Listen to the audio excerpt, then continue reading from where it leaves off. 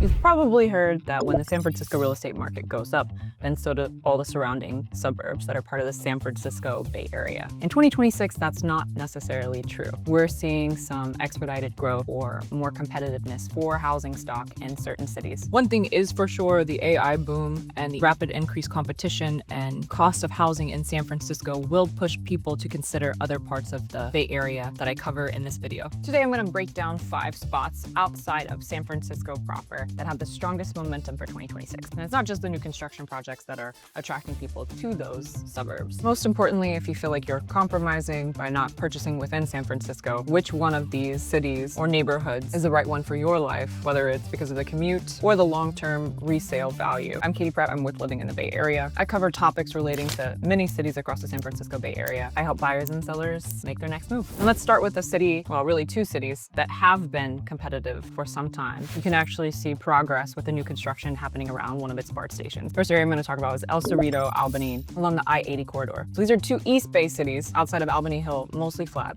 And El Cerrito has 2 BART stations and has both flat and around the BART station and more hilly terrain. So you can have Bay Area views depending on where you are in Albany and where you are in El Cerrito. It's much more quaint. I have tons of videos around living in El Cerrito. Quick access to nature, the Ohlone Trail. People frequently move there from certain parts of the East Bay when they want more serenity if they're away from the BART line, but also quick access to a BART line. So the big project that's happening here to create more housing is the parking lots that are surrounding the El Cerrito Plaza BART are being destroyed to build 700 new homes across 6 buildings. Construction officially started in 2025 of last year. There's also going to be 22,000 square feet of new public space and a plaza. There's already El Cerrito Plaza and a lot of strip malls in El Cerrito. So to some folks, it seems like, or it feels like El Cerrito is finally getting a modern center that it's been missing. It doesn't really feel like it has a downtown. It feels like it's a strip of retail spaces, restaurants, and of course, the BART line is what marks that strip along San Pablo Avenue. A lot of folks who don't live in El Cerrito proper also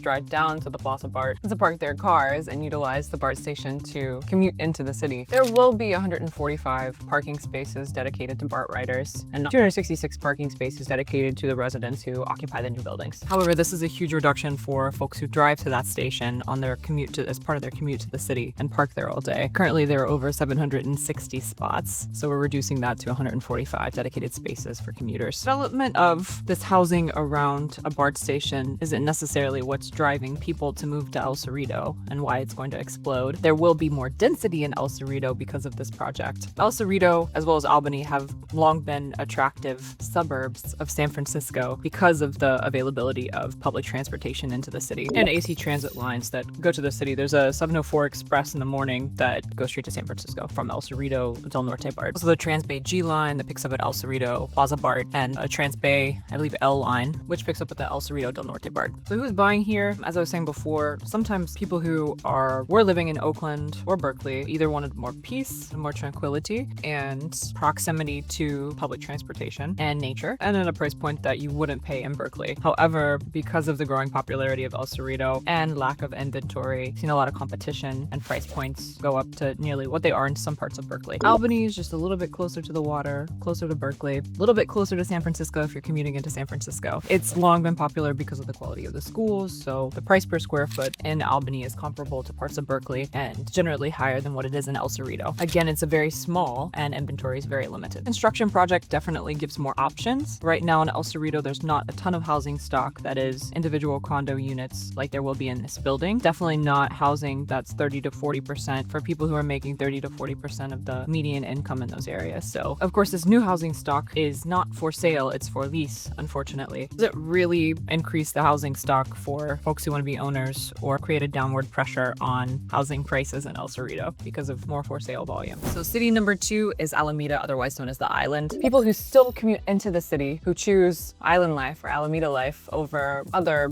suburbs or secondary markets of San Francisco, will be okay with potentially taking a ferry to commute to work. That's one way off the island, and then if you drive, of course, there are several other exits off the island. The city of Alameda has always been a lifestyle favorite for families who have school-aged children because of the quality of the schools. There are lots of activities that are oriented towards children. Island life is quieter, things shut down, restaurants, venues shut down much sooner than surrounding Oakland and San Francisco. And Alameda, especially West Alameda, has been undergoing a huge transformation for a number of years. Development that's occurring on the west side is new construction, new housing development has been happening for over 8 years. Now we're seeing over 600 new units, and those units, for the most part, are for sale. I think that is helping pricing in Alameda. Of course, single-family housing stock on the Gold Coast, Bronze Coast continues to be expensive, but I haven't seen the same level of appreciation with housing on the island as I have seen in San Francisco and certain parts of Berkeley over the last year. This is a geography choice between El Cerrito and Albany. El Cerrito, surrounded by the trees, hiking trails. In Alameda, you are waterlocked and you're surrounded by water. There are beaches, lots of dog parks, like I said, kid-oriented activities. And on the west end, you have new blood moving in because of all the new housing stock that exists there, but you're trading access to BART for ferry access. The next city I'm going to mention is not an area I'm going to mention is not often for folks who are especially coming outside of California and other parts of the United States that haven't really familiarized themselves with San Francisco Bay Area geography. But again, I'm thinking about affordability and future-focused transit-oriented development, mentioning this particular city, and that is San Leandro. San Leandro is east of Oakland. If you check out some of my other videos on this city, people tend to feel more extremely about San Leandro when it comes to naming alternatives to living in San Francisco and San Francisco adjacent cities. But in terms of affordability, having access to a transit system, having access to some better public schools, it's one alternative that deserves to be mentioned. Just like in Oakland and Berkeley, there are higher elevated parts of San Leandro. There are more flat parts of San Leandro that are closer to the BART line, and because of that, they tend to be more dense areas that are also not as tranquil, and they don't have views, whereas in some parts of San Leandro, especially those bordering Castro Valley, you have those views, you have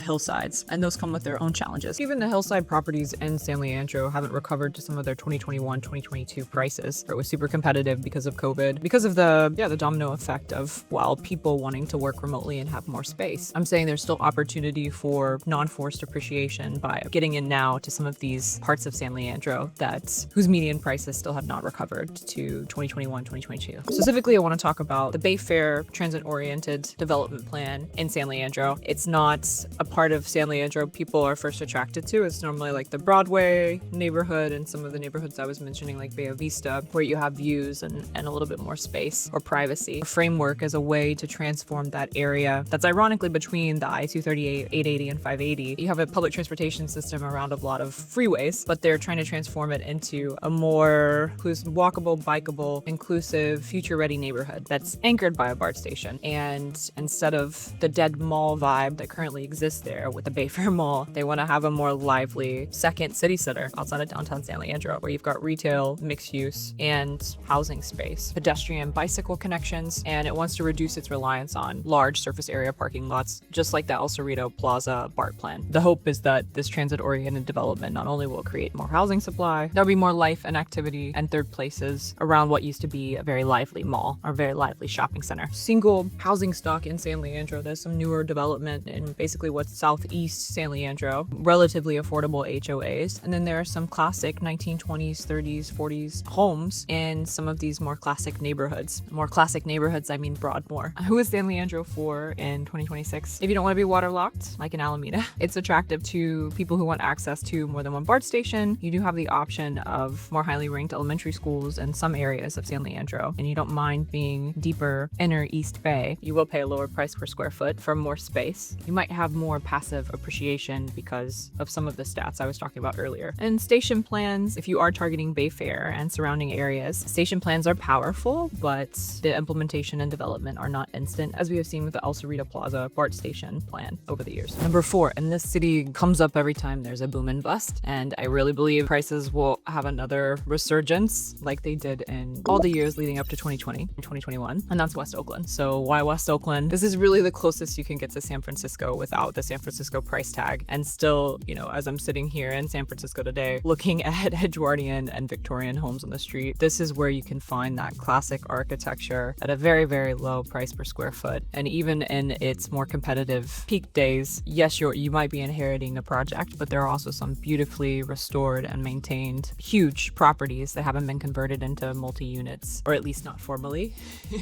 And you have the option of having big lots. And West Oakland has already had a lot of major development over the past couple of years. One of those is in the Prescott neighborhood around the Ballers Stadium. There's a new condo construction and townhome construction that's for sale, unlike other parts of like downtown Oakland where a lot of the new construction is built to lease. Prescott Community Market, Farmers Market has attracted a lot of new activity in that part of West Oakland. the next big development, and it's been named quite a few things. Mandela Station project, I think it was also called East Embarcadero project. Over the years, there's been a lot of, or at least there's been some publicity around this project actually happening, and this transit-oriented development is finally at a stage where we'll start to see progress. The first phase to break ground is going to be in May of 2026, and there are planned 240 affordable housing units, which West Oakland has quite a few of those already. It's been a center for affordable housing. I'm hoping that some of the development will be for sale and not just for lease. West Oakland is extremely pocket-driven. Two parallel streets can feel entirely different. So it's important to do your due diligence if you are shopping for a home in West Oakland. And West Oakland has lots of different housing stock. So we've got new townhome development that's for sale. There are lofts, old converted buildings. A lot of the industrial spaces that haven't been yet converted that are still used as studios. There are a lot of artists, musicians, creators who gravitate towards West Oakland. It's not so homogenous and industry like other parts of the Bay Area. West Oakland has tended to attract creators and those realms of industry rather than in tech. So if you're commuting to San Francisco every day, you might want to consider West Oakland if you want an extremely short commute via BART to downtown San Francisco and any part of San Francisco along the BART line. Bars who understand it is a more urban feeling neighborhood. You're very close to downtown Oakland. There's again a lot of industry in certain parts of West Oakland. As long as buyers are aware of block feel, the noise. There's also some attempts by the city to implement slow streets program on some of the more major streets. They're redeveloping, I believe it's 18th Street, so that there are bike lanes. It's only 2 lanes instead of 4 lanes to help mitigate some of the driving habits in certain parts of downtown Oakland and West Oakland. Number 5, I'm going to stick to the East Bay. Again, this has to do with affordability and proximity to San Francisco and commute points, and that is Richmond, more specifically Richmond Annex, Richmond North and East, East Richmond Heights. So those are all areas I expect will appreciate in 2026 more rapidly than other parts of Richmond. And part of that has to do with some of the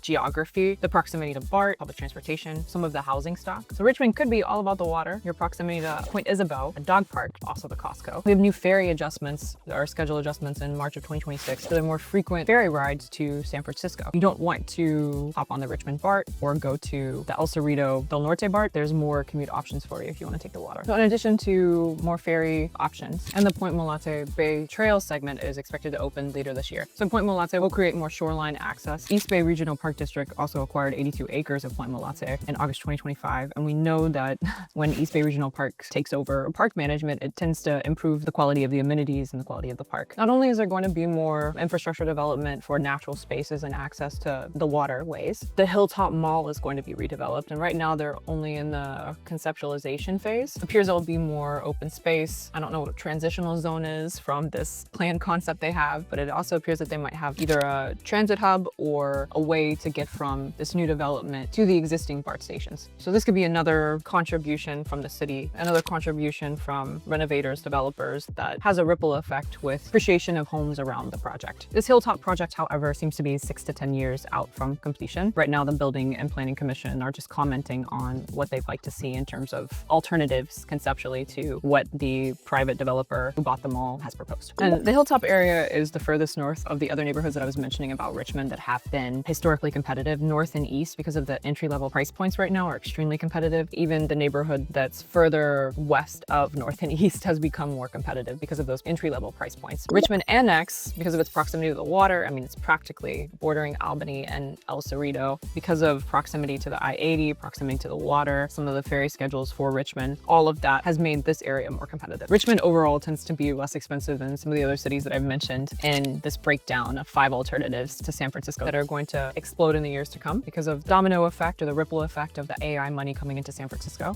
One thing to keep in mind with Richmond is it's also very neighborhood specific. So East Richmond Heights is different than North and East and some of the surrounding neighborhoods. Richmond Annex feels very different from Point Richmond and downtown Point Richmond. If you do decide to pursue searching for a home in any one of these alternatives, any of these suburbs of San Francisco, and I'll change to calling them secondary markets of San Francisco, be sure you understand some of the mistakes I commonly see folks make when they're exploring these new locations. Looking for a specific type of house while ignoring the length of the commute or the reality of the commute. You don't want to be on a boat and you don't want to go through the hassle of getting to the ferry, driving your car to a place where you can park to get onto a ferry. You don't want to be waterlocked. Most people don't want to be landlocked, but that's one example. If you've only lived and worked in San Francisco and commuted within San Francisco via Muni or by taking Waymo, maybe you don't enjoy the reality of taking BART every day, and especially having to take it from somewhere further out like Bay Fair or downtown San the intro part. And mistake number 2 could be waiting for the construction to finish. You might have identified the location and you want to be in a part of a transit-oriented development community, but with new construction, you might be limited in the model or finishes, or because of the lack of inventory at that time in the market, you've missed your chance for appreciation. And I don't really encourage, when I'm seeing with my investor goggles, I don't think about buying new construction, but I think about the benefits of having this type of development in to the surrounding homes in that neighborhood. So wanting the construction to be far enough along that it's not within ears range if you're sensitive to noise, but not wanting it to be too far along so that you don't get to enjoy the appreciation that redevelopment has brought to your neighborhood or micro neighborhood. So mistake number 3 is, just I've talked about this in any area, ignoring the micro location. Some of the cities that I've mentioned vary extremely neighborhood by neighborhood or block by block. So make sure you understand micro locations for some of these areas I've mentioned. Bay Area is the center for, in San Francisco, fast-paced innovation, and the AI boom is already seemingly unfazed in San Francisco because of the higher interest rate environment that we are in now. If you're relocating to the Bay Area and you're trying to get in the right SF adjacent city or area before it feels fully priced in at a different budget than San Francisco will allow, or you want a different home lifestyle than San Francisco at a certain price point is able to offer, the smartest move is to map your commute reality first, then narrow to specific pockets that fit your budget. If you do decide to pursue searching for a home in any one of these alternatives, click the link below for a quick conversation or consultation. We'd love to help you.